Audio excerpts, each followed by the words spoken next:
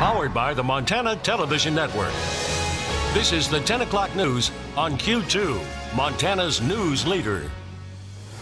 Good evening and thanks for joining us tonight. I'm Russ Riesinger. Montana set to begin phase 1 of its reopening plan this weekend. Churches can hold worship services again this Sunday with restrictions on how many people can attend and how they can be seated. But many are keeping the doors closed for now, and retail businesses can begin opening again on Monday with special stipulations a week before restaurants, bars, and casinos are allowed to once again open. Well, open signs will be a welcome sight to many, but as the impact of the coronavirus pandemic ripples through the state's economy, the costs pile up and revenue dries up. That 1-2 punch has state officials nervously looking at the state budget and what's ahead now and down the road. Q2's Jay Cohn joins us tonight with a precarious look ahead. Short answer, the state budget looks good right now, but look out ahead. Billings State Representative Bill Mercer serves on the Legislative Finance Committee.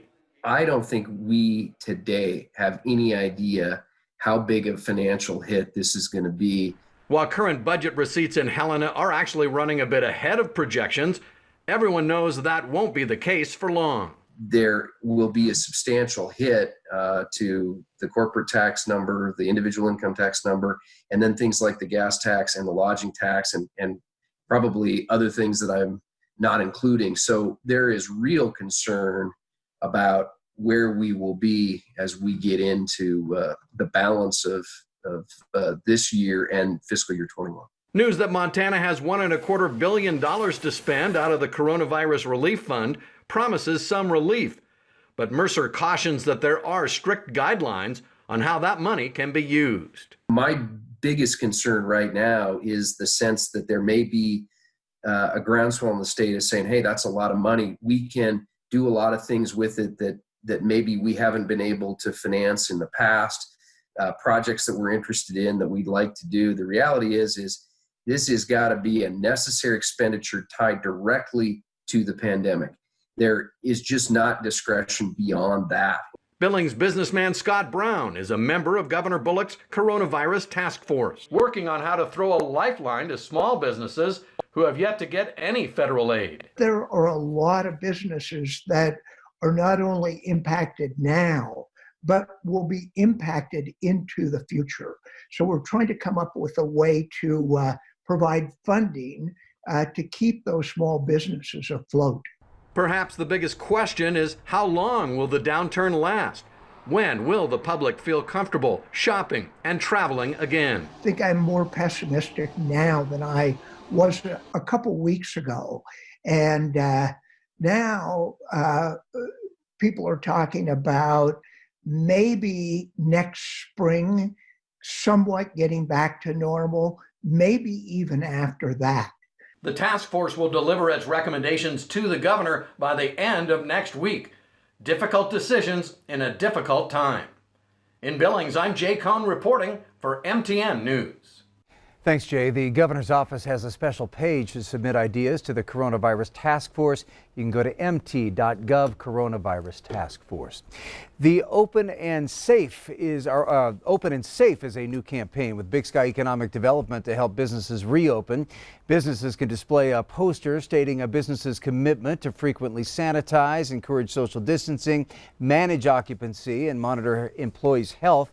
Q2's David J. has more from local business owners.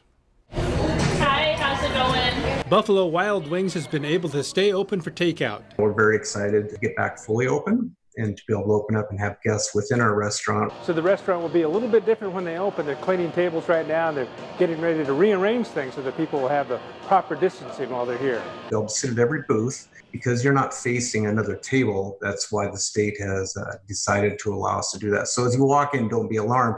You'll see people sitting at all booths, and then all tables will be spaced at 6-foot spacing. The restaurant's owner, Brad Anderson, is part of the Big Sky Economic Development's Yellowstone County Economic Response and Recovery Team.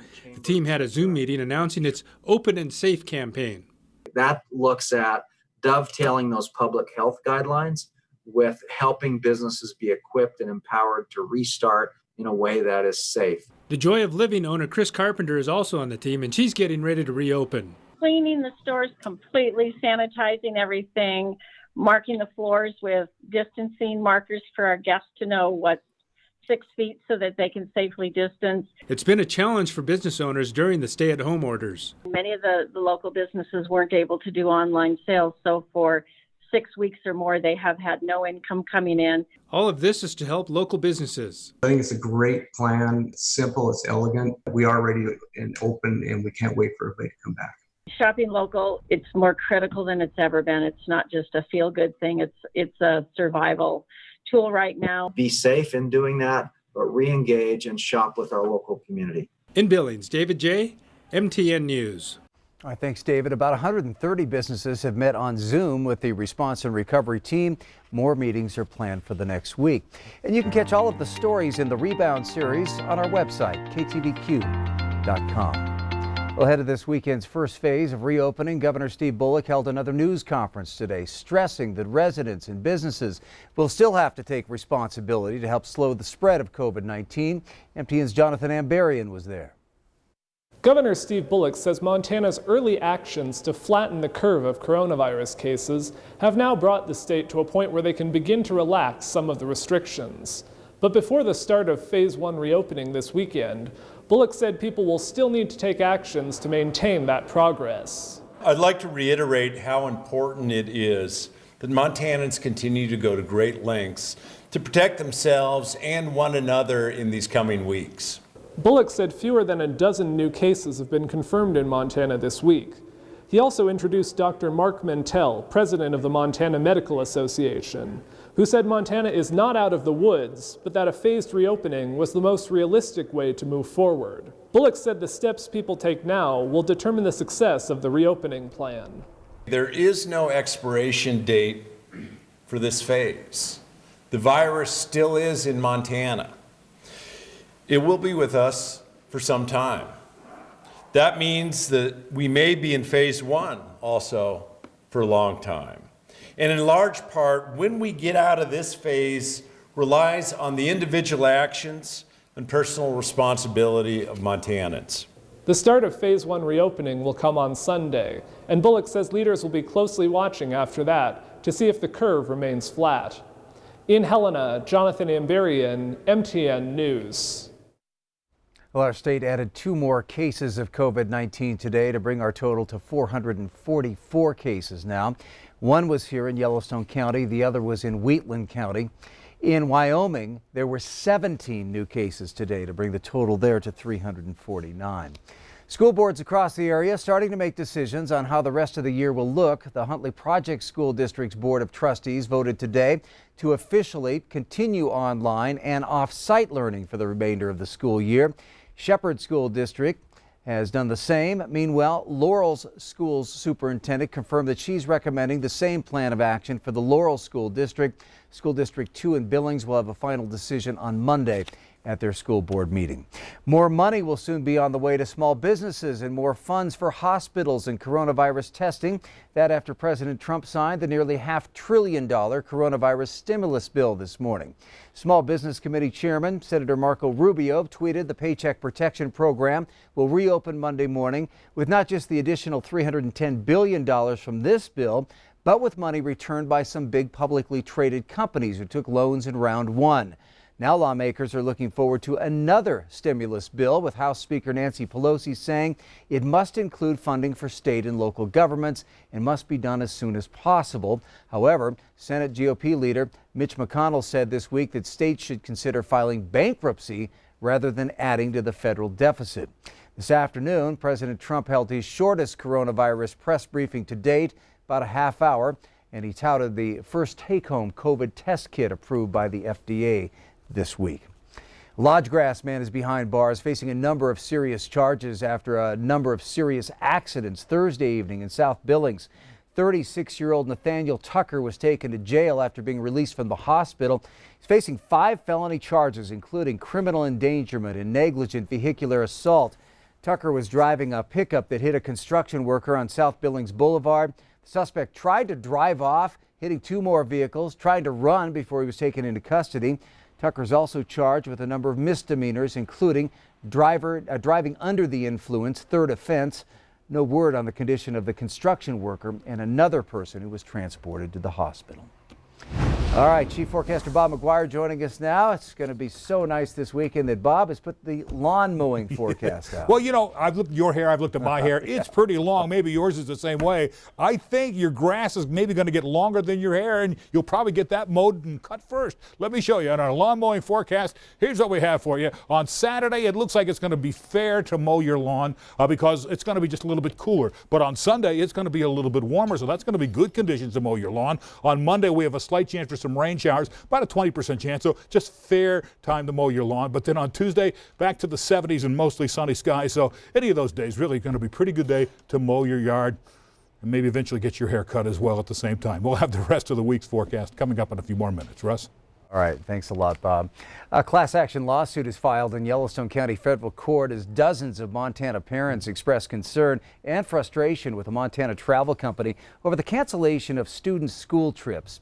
In court documents, plaintiffs in Billings and Kalispell accuse Global Travel Alliance, which operates in Montana and several other states, of misuse and breach of its own contract cancellation policies as a means to profit from the COVID-19 pandemic. Global Travel Alliance works with school districts to lead education travel to Washington, D.C., Costa Rica, and Europe. Plaintiffs also say kids worked hard all year to raise money for the trip, some of which they will not get back. Well, the complaints come after a school trip was called off due to travel restrictions over COVID-19, and only a partial refund was offered from the company, Global Travel Alliance, which is headquartered here in Billings.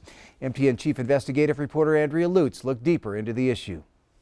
The Montana Office of Consumer Protection tells me there are 60 complaints against Global Travel Alliance, and there is an active investigation. This after Montana parents have said it is not their fault that their students' school trips have been canceled because of coronavirus. So why should they have to pay for it? You know, we're living in really unusual times, and I feel like unusual circumstances call for unusual accommodations. Mom Julie Robles says she's already paid over $4,000 for a 2-week school trip to Europe in June that her son obviously can't attend. But for now, Global Travel Alliance is sticking to the standard cancellation policy, which is to withhold 30% of the overall trip cost for anybody who cancels this close to the date, the departure date. But we didn't actually cancel. So that's where things get really interesting. She and other parents were first given this email on April 21st from Global Travel Alliance, asking participants to choose a cancellation option. Option 1 says the traveler could be eligible for a voucher good for 75% of the cost of the trip for the following year. Or Option 2 cancels the trip completely and they'd get a 70% refund. We received a reminder email of the standard cancellation policy, and the COVID-19 stuff had actually already started, so the timing was interesting. Julie feels sticking to the policy is unfair considering the unforeseen impact of the virus. So I have a hard time understanding how they can rationalize keeping 30% of every child's trip cost, which is $1,257. I don't understand where that $1,257 is going, and when you multiply that times 18 kids, it means Global Travel Alliance is pocketing over $22,000. But those with Global Travel tell MTN Investigates the travel industry is among the hardest hit, passing along this statement that reads in part, planning a group trip requires making financial commitments to our vendors months in advance. Our standard cancellation policy takes into account those commitments. Company officials say they've got 50 employees and none have been laid off or furloughed because they're working with vendors to get refunds back. But Julie says Global Travel hasn't made that clear to parents at all. Now, they maintain that they have some costs that contribute to meeting $22,000, but I haven't seen a list. I don't understand exactly what those costs are. I have a hard time with a business owner feeling okay with taking $1,257 from 18 eighth graders in order to float the business. She says for now, parents impacted at her school are teaming up to take their complaint higher. I think collectively we may be represented by a single person from the Bozeman School District who is now in contact with that Office of Consumer Protection. I did have a lengthy conversation this week with the president of Global Travel Alliance, who tells me they have since sent back millions of dollars in costs. And he also says they're now working with their own nonprofit to find relief funds. For MTN Investigates, I'm Andrea Lutz. All right, thanks, Andrea. It's still to come on tonight's 10 o'clock news. Holy Honking Holler. I'm going to show you a unique social distancing parade to celebrate Billings teachers and students. Then a little later in sports, Michael Jordan, one of the greatest ever on the hardwood, but Scott will relive his time on the diamond and his brush with Jordan in just a little bit. You're watching MTN News with Janelle Slade and Russ Riesinger. Storm Tracker weather with Bob McGuire. And sports with Scott Breen. This is the 10 o'clock news on Q2, Montana's news leader.